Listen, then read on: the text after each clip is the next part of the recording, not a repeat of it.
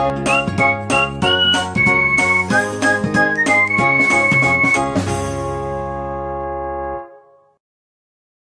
Everyone, welcome to my channel medico prime education.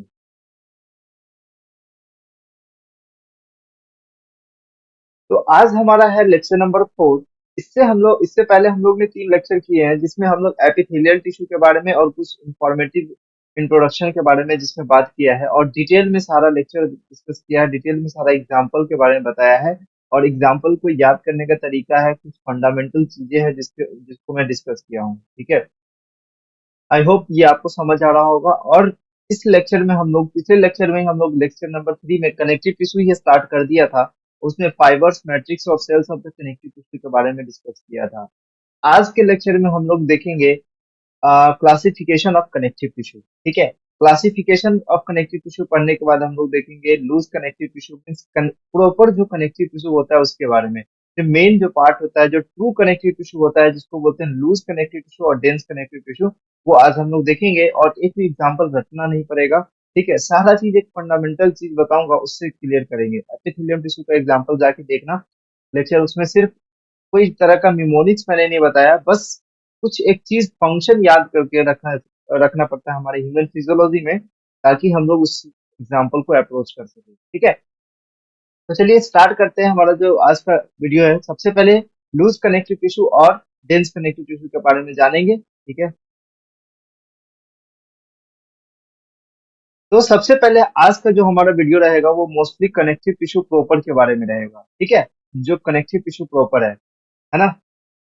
तो NCERT ने क्या लिखा, एनसीईआरटी ने डिवाइड कर दिया कनेक्टिव टिश्यू को। सबसे पहले मैं जो पिछले लेक्चर में बताया था वो देखो, कि सबसे पहले कनेक्टिव टिश्यू प्रॉपर जो होता है, कनेक्टिव टिश्यू प्रॉपर, उसको लूज और डेंस कनेक्टिव टिश्यू में बांट देते हैं। ठीक है, अब डेंस कनेक्टिव टिश्यू और लूज कनेक्टिव टिश्यू हो गया। एक स्पेशलाइज कनेक्टिव टिश्यू होता है, वो फर्दर डिवाइड हो जाता है फ्लूइड कनेक्टिव टिश्यू और स्केलेटन कनेक्टिव टिश्यू। ठीक है, लूज कनेक्टिव टिश्यू डिवाइड होता है एडियोलर एडियोलर टिश्यू और एडिपोज टिश्यू, और डेंस कनेक्टिव टिश्यू में आता है रेगुलर कनेक्टिव टिश्यू और इरेगुलर कनेक्टिव। ठीक है, तो ये सारा चीज आज के लेक्चर में हम लोग डिस्कस करेंगे, पूरा कनेक्टिव टिश्यू के ऊपर। बहुत इंपॉर्टेंट है, एक क्वेश्चन हमेशा आता है यहाँ से। ठीक है, तो ये आपको लिखना नहीं है, यहाँ से आप लोग को लिखना है कि लूज कनेक्टिव टिश्यू के पास क्या होता है, फाइबर्स होते हैं, सेल्स होते हैं, जो कि लूजली अरेंज होते हैं ग्राउंड सब्सटेंस में, मतलब साइटोप्लाज्म में सेल्स होते हैं। ठीक है, और फाइबर्स वो लूजली अरेंज होते हैं। ठीक है, अगर लूजली अरेंज होगा किसमें, एडियोलर में और एडिपोज टिश्यू को बोल देते हैं। ठीक है, तो अब यहाँ से हमें लिखना स्टार्ट करना है कि जो एडियोलर कनेक्टिव टिश्यू है, और इसको बोलते हैं spongy connective tissue. Areolar connective tissue को क्या बोलते हैं, स्पॉन्जी कनेक्टिव टिश्यू। मैंने बताया लूज कनेक्टिव टिश्यू का ही पार्ट क्या है, एक एडियोलर कनेक्टिव। ठीक है, इसमें कि मैक्सिमम मैक्सिमम इंटरसेलुलर स्पेस होते हैं और मैट्रिक्स। ठीक है, इंटरसेलुलर स्पेस इसमें मैक्सिमम पाए जाते हैं, इसीलिए इसमें क्या बोल रहे हैं कि स्पॉन्जी कनेक्टिव टिश्यू है। ठीक है, इरेगुलर अरेंजमेंट होता है, कोलेजन फाइबर्स का जो बंडल्स का जो अरेंजमेंट होता है वो इरेगुलर इस तरह से देखने को मिलता है। ठीक है, एक रेगुलर फैशन में देखने को नहीं मिलता, और उसमें गैप्स प्रेजेंट हो सकते हैं, इसीलिए इसमें बोलते हैं एडियोलर, मतलब इस गैप्स में क्या प्रेजेंट हो सकते हैं, एयर प्रेजेंट हो सकते हैं। ठीक है, एडियोलर और other components of connective tissue like fibre, sales और मैट्रिक्स आर डिस्ट्रीब्यूटेड। ठीक है, वो आपस में डिस्ट्रीब्यूटेड होते हैं, यहाँ पर मैं डिस्ट्रीब्यूटेड लिख लो। ठीक है, आर डिस्ट्रीब्यूटेड। ठीक है, fibroblast cells, macrophage and mast cells भी इसमें ज्यादा नंबर में मिलते हैं। फंक्शंस क्या होता है, ये एपिथेलियम टिश्यू को फ्रेमवर्क प्रोवाइड करता है, पता है ना। एपिथेलियम टिश्यू ये कनेक्टिव टिश्यू का लेयर था, ये कनेक्टिव टिश्यू का ये ऊपर वाला जो लेयर था ये बेसमेंट मेम्ब्रेन था। ठीक है, ये बेसमेंट मेम्ब्रेन था, इसके ऊपर कनेक्टिव टिश्यू लाई करता था। तो ये क्या करता है, फ्रेमवर्क प्रोवाइड करता है एपिथेलियम को। ठीक है, ये एपिथेलियम को फ्रेमवर्क प्रोवाइड करता है।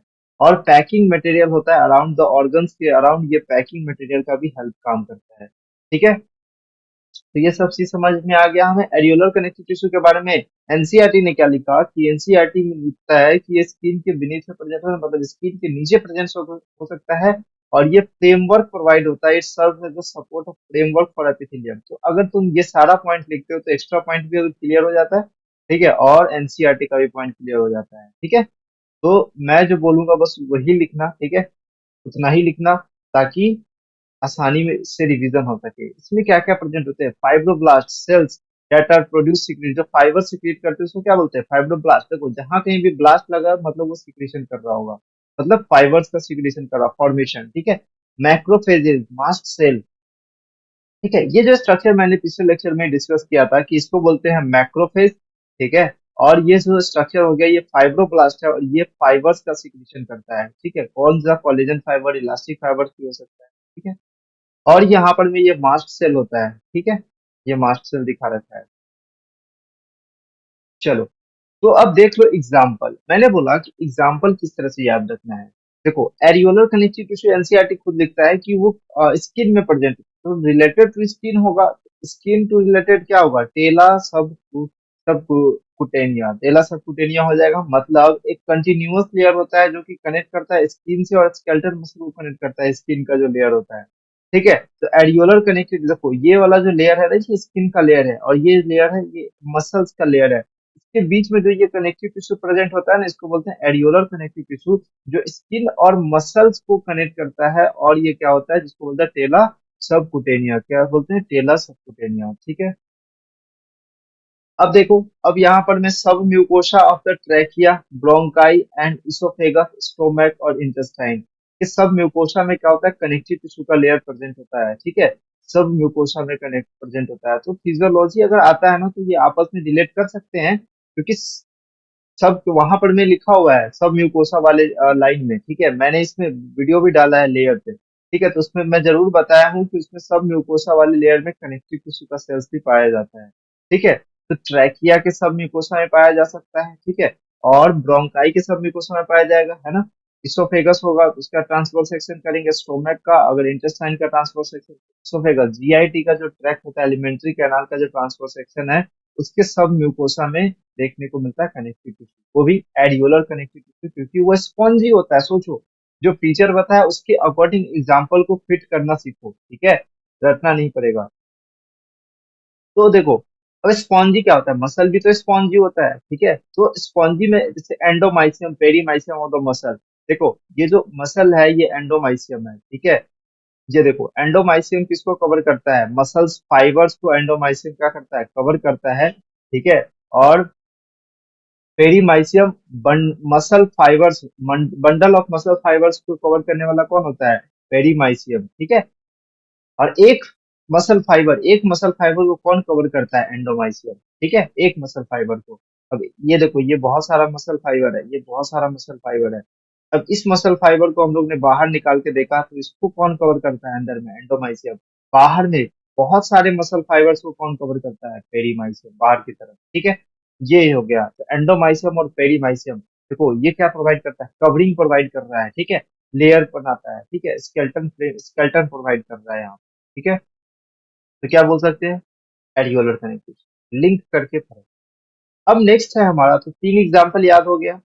पहला है टेला सबकुटेनिया, ठीक है। दूसरा है sub mucosa of the trachea, bronchi, oesophagus, small intestine. और तीसरा है एंडोमाइसियम और पेरीमाइसियम। और अराउंड द ब्लड वेसल्स के अराउंड में भी प्रेजेंट होता है, ठीक है। तो ये चार एग्जांपल याद रखो। नेक्स्ट है adipose connective tissue. Adipose connective tissue एक तरह का लूज कनेक्टिव टिश्यू का एग्जांपल है, जो मेनली प्रेजेंट होता है बीनीथ द स्किन में। ये भी बीनीथ द स्किन प्रेजेंट होता है, लेकिन ये एक तरह का टिश्यू होता है जो कि स्पेशलाइज करता है, स्पेशलाइज होकर क्या स्टोर करता है? फैट का स्टोरेज करता है, ठीक है। तो excess of nutrient, carbohydrates which are not immediately, जैसे मान लो कार्बोहाइड्रेट कोई खाता है, ठीक है, कार्बोहाइड्रेट एक्सेस हो जाता है, या फिर फैट एक्सेस में हो जाता है, तो उसका स्टोरेज कहाँ होता है? मोस्टली बीनीथ द स्किन में, स्किन के नीचे ही इसका स्टोरेज होने लगता है, जो कि फैट्स में कन्वर्ट होकर उसका स्टोरेज किया जा सकता है, ठीक है। उसमें क्या होता है? सेल्स में क्या प्रेजेंट होता है? यहाँ पर में एडिपोसाइट सेल्स प्रेजेंट होता है, फैट सेल्स उसमें एविडेंटली प्रेजेंट होता है। एडिपोसाइट्स को क्या बोलते हैं? Fat cells. देखो ये एक फैट स्टोरेज एरिया है, ठीक है। और इसमें क्या है? यह है सेल हो गया, इसमें में सारे में फैट भरा होता है, और न्यूक्लियस एकदम कहाँ आ जाता है? पूरा साइड में आ जाता है, मतलब पेरिफेरल न्यूक्लियस आ जाता है, जहां कहीं भी फैट अगर जमा होता है, ठीक है। तो सेल्स में पूरी तरह से फैट बन जाता है, और न्यूक्लियस एकदम साइड में आ जाता है। न्यूक्लियस तो मोस्टली सेंटर में होता है। अब इसी बेसिस पे हम लोग ने फैट को दो भाग में डिवाइड कर दिया। सबसे पहला जो बात है उसको बोलते हैं व्हाइट फैट, और दूसरा जो बोलते हैं उसको बोलते हैं ब्राउन फैट। ठीक है, एडिपोसाइट्स दो तरह के, किस तरह एडिपोसाइट, जैसे कि अगर फैट का जो सेल्स होता है, जैसे मोनोलॉकुलर एडिपोसाइट्स है, मतलब मोनोलॉकुलर एडिपोसाइट्स होगा व्हाइट फैट में। ठीक है, व्हाइट फैट में मोनोलॉकुलर एडिपोसाइट्स होगा, और ब्राउन फैट में ब्राउन फैट में मल्टीलोकुलर एडिपोसाइट्स होगा। ठीक है, ब्राउन फैट में मल्टीलोकुलर एडिपोसाइट्स होगा। तो बताओ, मोनोलोकुलर एडिपोसाइट्स होगा, मान लो ये सेल्स है, ठीक है, इसमें एक ही लॉक्यूल है जिसमें पूरा का पूरा फैट भरा है, तो बताओ साइटोप्लाज्म क्या हो जाएगा? साइटोप्लाज्म कम हो जाएगा, माइटोकॉन्ड्रिया जैसे कि अदर सेल ऑर्गेनल्स भी कम हो जाएगा, मतलब मान के चलो कि माइटोकॉन्ड्रिया भी कम हो जाएगा, ठीक है, क्योंकि जगह ही नहीं है तो कहाँ रहेगा माइटोकॉन्ड्रिया? न्यूक्लियस तो खुद बेचारा एकदम पेरीफेरी पे दिख रहा है। ठीक है, एनर्जी यहाँ पर में कम हो जाएगा, क्योंकि माइटोकॉन्ड्रिया ही एनर्जी का फॉर्मेशन करता है। वहीं पर में देखो कि ये जो सेल है इसमें अलग अलग तरह बहुत सारे फैट मल्टीलोकुलर एडिपोसाइट्स है, बहुत सारे लोक्यूल होता है फैट्स का, और एक सेंटर में न्यूक्लियस है। सेंटर में न्यूक्लियस है और बीच में स्टोरेज करने का भी कुछ जगह है, तो साइटोप्लाज्म यहाँ पर में ज्यादा है, माइटोकॉन्ड्रिया भी ज्यादा है, तो एनर्जी भी क्या होगा, मतलब मान के चलो अगर अंदर में स्पेस रहेगा तभी तो किसी को कंटेन कर सकते हैं। ठीक है ना? चलो, अब देखो कि ये जो एग्जाम्पल है इसका एडिपोज कनेक्टिव टिश्यू का, जैसे कि मान लो ब्राउन फैट का एग्जाम्पल हम लोग यहाँ पर देखें। ठीक है, अब वहीं पर में जो इस तरह से लिख रहे होगा ना, इस तरह से, तो इस तरह लेफ्ट साइड में लिखना व्हाइट फैट और राइट साइड में लिखना ब्राउन फैट। ठीक है, और इसको लिखते जाना, मोनोलोकुलर साइटोप्लाज्म कम, माइटोकॉन्ड्रिया का एनर्जी कम, साइटोप्लाज्म एनर्जी ज्यादा। ठीक है, इस तरह से लिखते रहना, और इसका एग्जाम्पल ही ब्राउन फैट का एग्जाम्पल भी इस तरह से लिखो जैसे मैं बता रहा हूँ। अब ब्राउन फैट का एग्जांपल देख लो कि जैसे कि न्यू बॉर्न बेबी होता है, उसमें कोल्ड रेजिस्टेंस के लिए उसमें ब्राउन फैट प्रेजेंट होता है। ठीक है, तो हाइबरनेटिंग जैसे कि ब्राउन फैट प्रेजेंट होता है, विंटर स्लीप जैसे जैसे कि कौन, रैट और स्लीप जो विंटर स्लीप करते हैं ना, उसमें हाइबरनेटिंग एजेंट की तरह हाइबरनेशन प्रोवाइड करता है। ठीक है, विंटर स्लीप करने में हेल्प करता है कौन? Brown fat. मतलब ब्राउन फैट क्या बेसिकली क्या करता है, ये विंटर से बचाता है। ठीक है, एक्सेस लॉस ऑफ हीट से बचाता है। ठीक है, अब देखो व्हाइट फैट के बारे में, एक तरह का पर्निकुलस, सॉरी, पेनिकुलस एडिपोसस। ठीक है, thin connective tissue layer of the white fat under the dermis of skin which is called hypodermis of skin. एक थिन कनेक्टिव टिश्यू लेयर होता है, ठीक है, कंटिन्यूअस लेयर होता है व्हाइट फैट का।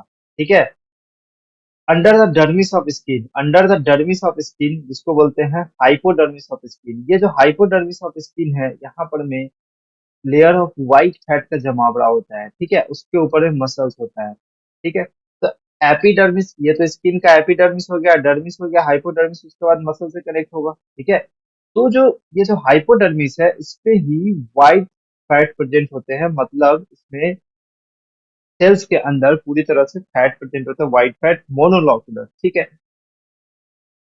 ना? तो कहाँ प्रेजेंट होता है? Hypodermis of the fat, hypodermis of skin. तो इसका एग्जाम्पल क्या हो जाएगा?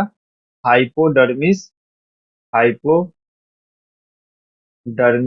Of skin. ठीक है, इसका एग्जांपल हो जाएगा हाइपोडर्मिस ऑफ स्किन। नेक्स्ट है blubber of well. Blubber of well का जो ये जो ब्लबर है, ठीक है, ये इसमें भी क्या, under thick layer of the fat under the skin. ये स्किन है, इसके अंदर में बहुत सारा ब्राउन फैट इसमें ये देख रहे होगे। तो ये एक ब्राउन फैट इसमें दिखा देते हैं। तो ब्लबर ऑफ वेल में स्किन के अंदर में क्या प्रेजेंट होता है? व्हाइट फैट प्रेजेंट होता है। ठीक है, हम्प, कैमल के हम्प में प्रेजेंट होता है व्हाइट फैट। ठीक है, fat bodies of frog, frog के फैट बॉडीज में प्रेजेंट होता है व्हाइट फैट। ठीक है, व्हाइट फैट, इसका एग्जांपल एक और है कि येलो ब्राउन मैरो भी होता है white fat. It is also found found around the delicate organs like eyeball, kidney as a shock absorber. तो white fat basically shock absorber का भी काम कर सकता है। ठीक है, क्योंकि इसमें एक ही लॉक्यूल होता है जो कि इंटरसेलुलर स्पेस में एब्सेंट होते हैं। ठीक है, तो ये हमारा हो गया लूज कनेक्टिव टिश्यू के बारे में। अब डेंस कनेक्टिव टिश्यू के बारे में बात करते हैं। डेंस से पता चलता है कि वो घना होगा। घना होगा मतलब उसमें जो भी मटेरियल होगा वो डेंसली पैक्ड होगा। ठीक है, कॉम्पैक्टली पैक्ड होगा। उसमें का जो सेल्स के अंदर मटेरियल होगा, जैसे कि फाइबर्स हो गया, फाइब्रोब्लास्ट होगा, वो कॉम्पैक्टली पैक्ड होगा। ठीक है, फाइबर्स और फाइब्रोब्लास्ट क्या होता है, कॉम्पैक्टली पैक होगा। ठीक है ना, समझ में आ रही बात।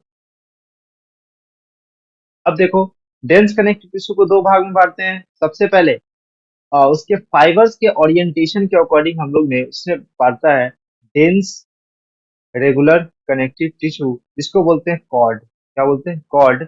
और डेंस इरेगुलर कनेक्टिव टिश्यू को बोलते हैं सेप। क्या बोलते हैं, सेप।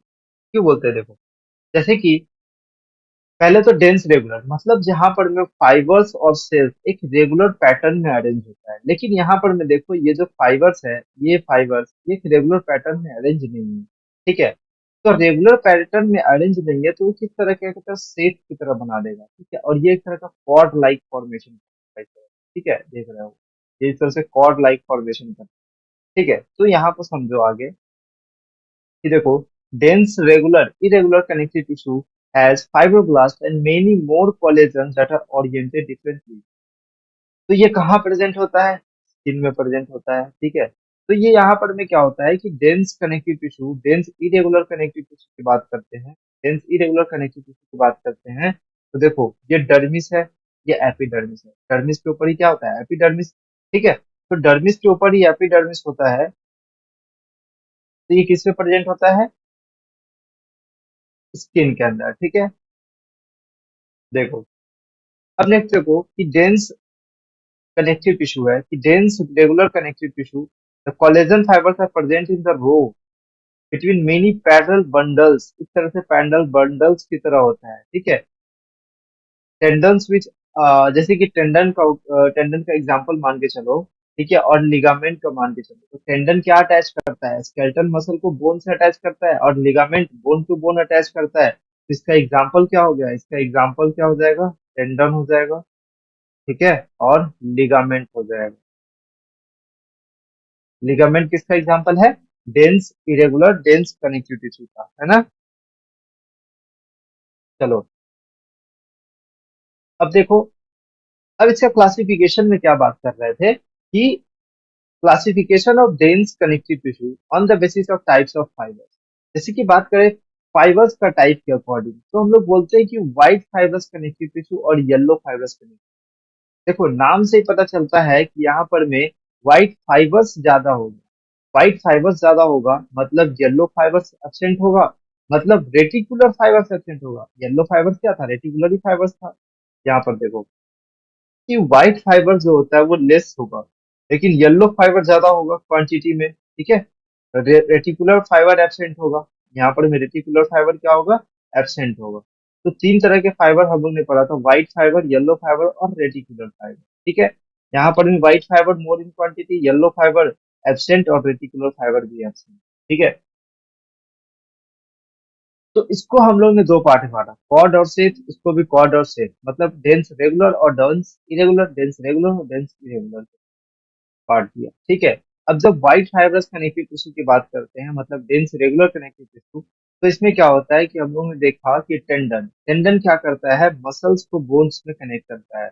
तो बहुत सारे पैरेलल और बंडल्स और कोलेजन फाइबर्स और फाइब्रोब्लास्ट मैट्रिक्स में प्रेजेंट होते हैं अल्टरनेटली, मतलब एक रेगुलर पैटर्न में प्रेजेंट होते हैं। ठीक है, एक तरह का ये कॉर्ड की तरह का फॉर्मेशन करता है। ठीक है, बहुत सारा पैरेलल बंडल्स फाइबर्स, ठीक है, जो कि मसल से अराइज होता है। ठीक है, तो टेंडन इसका एग्जाम्पल है। सबसे पहला डेंस रेगुलर व्हाइट फाइबर्स का एग्जाम्पल क्या है, टेंडन। ठीक है, नेक्स्ट है कि सेट। सीट कौन बनाता है, सीट यहाँ पर में form no regular pattern of fibres, यहाँ पर में कोई फाइबर्स का रेगुलर पैटर्न नहीं मिलता। ठीक है, सेल्स और फाइबर्स एक क्रिस क्रॉस मैनर में अरेंज होते हैं। ठीक है, इस तरह से। और इसका एग्जांपल क्या हो सकता है, outermost covering of major organ. तो मेजर ऑर्गन्स होता है उसका आउटर मोस्ट कवरिंग, जैसे कि पेरिकार्डियम, पेराइटल वाला पेरिकार्डियम जो आउटर लेयर होता है वो किस चीज का बना होता है, डेंस इरेगुलर व्हाइट फाइबर। तो अगर तुम ये याद कर लेते हो कि व्हाइट फाइबर्स कनेक्टेड टू, ठीक है, जैसे कि पेरिकार्डियम। ठीक है, पेरिकार्डियम एक पेराइटल लेयर होता है। ठीक है, तो वो क्या करता है, आउटर लेयर का बना होता है dense irregular white fibrous connective. ठीक है, नेक्स्ट है पेरिकॉन्ड्रियम। ठीक है, पेरिकॉन्ड्रियम जो outer most layer of the cartilage का जो आउटर मोस्ट लेयर होता है उसको बोलते हैं पेरिकॉन्ड्रियम। तो सीट व्हाइट फाइब्रस का एग्जांपल क्या है? Dense irregular white fibrous connective tissue का एग्जांपल है पेरिओस्टियम, मतलब outer most layer of the bones के बारे में, ठीक है।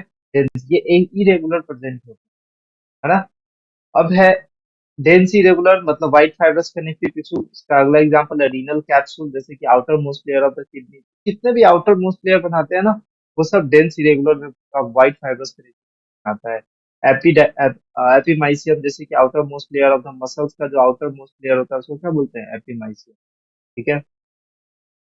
नेक्स्ट है डूरा मैटर, ब्रेन का outermost layer, covering of the brain, brain का आउटर मोस्ट लेयर क्या हो जाएगा? ठीक है, ये हो गया dura mater. Dura mater. Tunica albuginea, जो टेस्टिस के अराउंड जो फॉर्मेशन करता है उसको क्या बोलते हैं? Tunica albuginea, outermost layer. Tunica adventitia, outer layer of the trachea, adventitia outer layer of trachea, bronchi and oesophagus, ठीक है। तो ये सब क्या हो जाएगा? Dense irregular connective tissue. Next है कॉर्निया ऑफ द आई, आई के कॉर्निया भी क्या है? Outermost layer of the होगी। ग्लिसन्स कैप्सूल्स, ये भी क्या हो गया? लीवर का आउटर मोस्ट लेयर हो गया ना, ठीक है। तो ये ग्लिसन्स कैप्सूल्स होता है, उसमें भी dense irregular white fibrous connective tissue होता है। अब चलते हैं येलो फाइबर्स कनेक्टिव टिश्यू के बारे में। तो येलो फाइबर्स अगर बनाता है तो कॉर्ड का फॉर्मेशन कब करता है? जब फाइब्रोब्लास्ट डिस्ट्रीब्यूटेड रेगुलर पैटर्न में बताया। और मैट्रिक्स में क्या होता है? Yellow fibres. अगर cord white fibres connective tissue का होगा तो उसमें मैट्रिक्स में क्या होगा? व्हाइट फाइबर्स होगा, ठीक है। तो जैसे कि लिगामेंट की बात कर लेते हैं। लिगामेंट क्या करता है? बोन्स को बोन्स से कनेक्ट करता है, ठीक है। एक ये बोन्स है, दो फैलेंजेस है, ठीक है, दो फैलेंजेस को कनेक्ट करता है ये लिगामेंट, और भी लिगामेंट, ठीक है। तो लिगामेंट जनरली बोन्स को कनेक्ट करता है। अब देखो इरेगुलर, सी इरेगुलर मतलब dense irregular yellow fibre connective tissue, ठीक है। Dense regular yellow fibre connective का एग्जांपल कौन है? Ligament. Dense irregular yellow fibre connective tissue का कौन है एग्जांपल? ठीक है, जो कि मैट्रिक्स में मतलब इरेगुलर डिस्ट्रीब्यूशन करते हैं, जैसे कि wall of the small bronchioles के बीच में, ठीक है, wall of the alveoli of the lungs के बीच में क्या प्रेजेंट होता है? डेंस इरेगुलर येलो फाइबर्स, ठीक है। Wall of the lymph vessels, blood vessels, lymph vessels और ब्लड वेसल्स के वॉल में क्या प्रेजेंट होता है? ठीक है, वो भी वहां पर भी dense irregular yellow fibres present होता है। ट्रू वोकल कॉर्ड में भी क्या प्रेजेंट होता है? येलो फाइबर्स प्रेजेंट, जो ट्रू वोकल कॉर्ड है, ठीक है। अब देखो रेटिकुलर फाइब्रस कनेक्टिव टिश्यू। अब रेटिकुलर फाइब्रस कनेक्टिव टिश्यू में क्या हो जाएगा? लिम्फोइड टिश्यू, ठीक है। अब हम लोग बात कर लेते हैं रेटिकुलर फाइबर्स के बारे में। तो ये एक तरह का लिम्फोइड टिश्यू है, ठीक है। इसमें लिम्फोसाइट्स का नंबर ज्यादा होता है, ठीक है। लिम्फोसाइट्स का रेटिकुलर फाइबर्स इसमें ज्यादा होगा। नाम ही क्या बता रहा है? रेटिकुलर फाइबर्स मतलब ये डेंस रेगुलर, मतलब एक तरह का डेंस मैट लाइक स्ट्रक्चर बनाते हैं, ठीक है। तो इसका काम क्या हो सकता है? ये काम क्या हो सकता है? इसका फ्रेमवर्क प्रोवाइड करता है, ठीक है। क्या प्रोवाइड करेगा ये? फ्रेमवर्क, है ना। एक मिनट,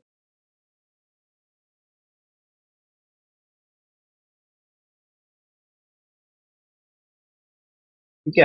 ये एक तरह का फ्रेमवर्क प्रोवाइड करेगा, मतलब जो सॉफ्ट ऑर्गन है उसको वो स्ट्रेंथ प्रोवाइड करता है, ठीक है। और इसका मैट्रिक्स में tissue, matrix of this tissue is like a lymph की तरह मैट्रिक्स होगा, mostly found in the lymphoid organ. तो ठीक है, रेटिकुलर फाइबर्स में क्या होता है? ये मोस्टली रेटिकुलर फाइबर का लिम्फोइड टिश्यू ही होते हैं, ठीक है। तो लिम्फोइड ऑर्गन्स में ही पाए जाएंगे, जैसे कि स्प्लीन हो गया। स्प्लीन हो गया, कहाँ पाया जाएगा? स्प्लीन में। और कहाँ होगा? लिम्फ नोड, जैसे कि टॉन्सिल्स, पेयर पैचेस, ठीक है।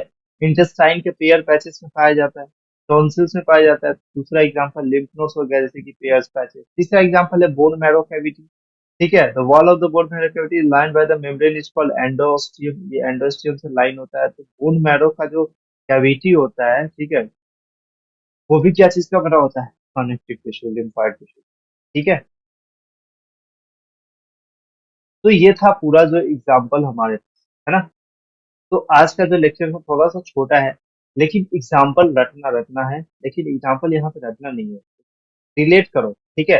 अगर रिलेट करोगे ना तो ही एग्जाम्पल याद होगा, ठीक है। डेंस रेगुलर कनेक्टिव टिश्यू और इरेगुलर कनेक्टिव टिश्यू के बारे में हम लोग ने कहा, ठीक है ना। एक मिनट जरा, थोड़ा सा गौर करना है इस पे, क्या बताना चाह रहे हैं।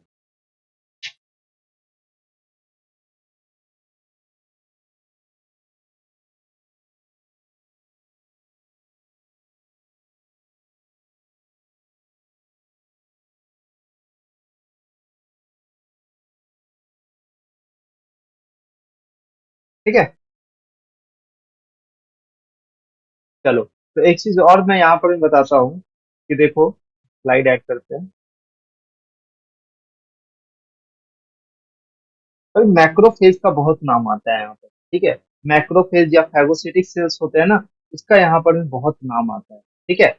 मैक्रोफेज, फैगोसिटिक सेल्स, इस सब का नाम बहुत आता है, ठीक है।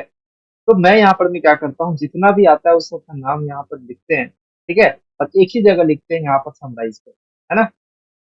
तो सबसे पहले अगर बात करें लीवर में, लीवर में कौन सा फैगोसिटिक सेल्स होता है? लीवर में फैगोसिटिक का सेल्स का नाम होता है कुफर सेल। लीवर में फैगोसिटी का नाम होता है कुफर सेल्स, ठीक है, कफर सेल्स, ठीक है। और अगर बात करें स्प्लीन में, स्प्लीन में कौन होता है? स्प्लीन में होता है रेटिकुलो एंडोथेलियल सेल्स, रेटिकुलो